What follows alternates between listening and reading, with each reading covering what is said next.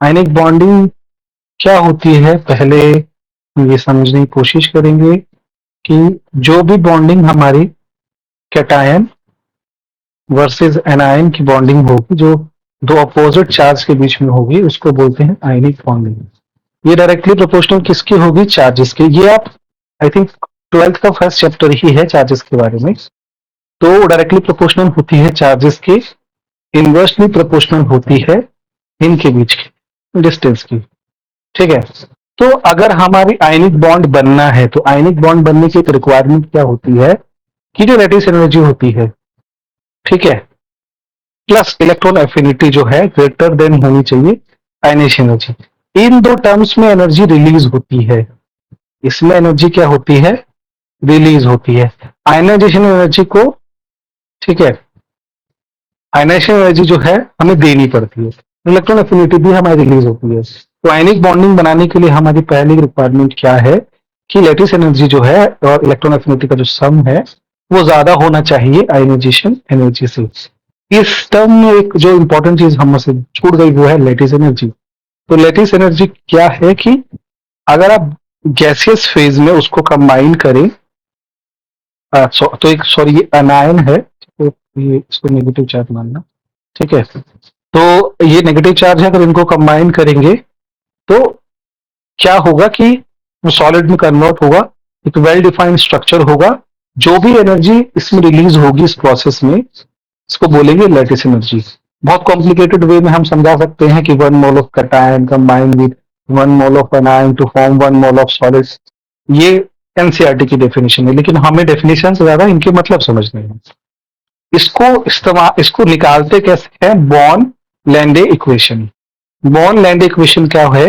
ये एक empirical method है जिससे लैटिस एनर्जी डिफाइन की जाती है।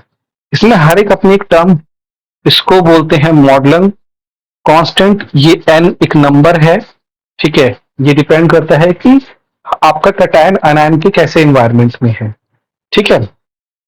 और ये टर्म आप समझ जाएंगे कि Z प्लस है, ये एवोगैड्रो नंबर है, ये चार्ज है, ये ई स्क्वायर इज, ई की वैल्यू हमको पता ही होती है 1.6 10⁻20 10⁻19, और रेडियस जो है इनके बीच का डिस्टेंस है। तो born Landé is an approximate method कि ये किस चीज पे डिपेंड करती है। लेकिन इससे क्या चीज हमें पता चली कि यू जो है प्रोपोर्शनल किसके है?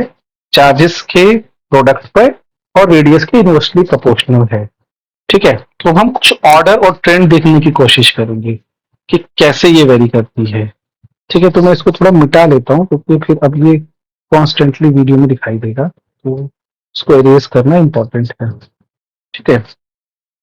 तो ठीक है, तो क्या होगा ये, अब इसको हम समझते हैं कि सोडियम फ्लोराइड की लैटिस एनर्जी मैग्नीशियम फ्लोराइड से कम क्यों है। तो समझ लेते हैं, इसको समझने की कोशिश करते हैं। पहले केस में इस पे प्लस चार्ज है, इस पे प्लस या -1 है, चलो ठीक है।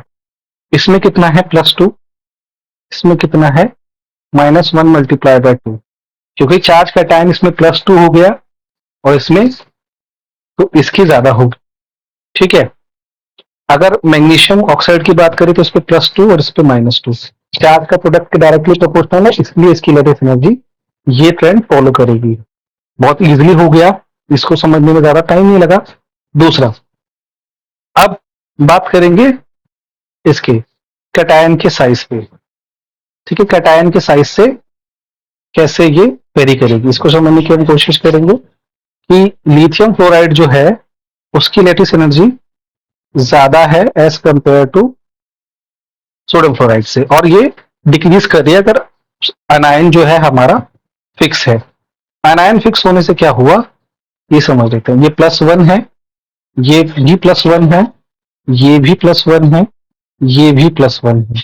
सब में चार्जेस कम है, लेकिन लिथियम का जो साइज है, अगर आप +1 स्टेट की बात करेंगे, लिथियम का साइज थोड़ा सा कॉम्पैक्ट है, ठीक है। कॉम्पैक्ट होने की वजह से लिथियम फ्लोराइड के बीच का जो डिस्टेंस रहेगा वो कम हो जाएगा, क्योंकि वो इनवर्सली प्रोपोर्शनल है उनके साइजेस के। तो इसलिए इसमें लेटिस एनर्जी सबसे ज्यादा रहेगी। जैसे साइज ऑफ कैटायन बढ़ेगा तो फ्लोराइड के साथ में जो डिस्टेंस है वो बढ़ जाएगा। इसी तरीके से पोटेशियम वाला इसी तरीके से रुबेडियम वाला। तो अगर कैटायन का साइज बढ़ रहा है और अनायन का साइज फिक्स है तो लैटिस एनर्जी डिक्रीज करेगी। अब देख लेते हैं कि अब अगर एक केस है जिसमें कैटायन का साइज कांस्टेंट है और अनायन का साइज बढ़ रहा है, तो भी सेम ही ट्रेंड होगी। अगर कैटायन का साइज कांस्टेंट रहेगा और एनायन का साइज बढ़ेगा तो भी। कोई और केस है, समझ सकते हैं? एक और केस है, अगर हमारा मतलब, वैसे तो ये सेम ही केस हो गया, ठीक है, कि अगर हम बात करें मतलब जो पहले वाले केस की तरह ही हो गए, ठीक है, तो इस तरीके से ही हमारे जो लेटेस्ट एनर्जी है डाउन द ग्रुप जो है निकाल सकते हैं। तो मैंने आपको बॉन्ड इक्वेशन भी बता दिया है और इसमें Hess's law of constant heat summation भी निकाल दिया लेटेस्ट एनर्जी निकालने के लिए। इनसे रिलेटेड क्वेश्चंस जो भी टॉपिक मैंने पढ़ाए हैं बहुत जल्दी हम शेयर करेंगे। तो thank you very much for watching our videos. Please like करिए, सब्सक्राइब करिए हमारा यूट्यूब चैनल।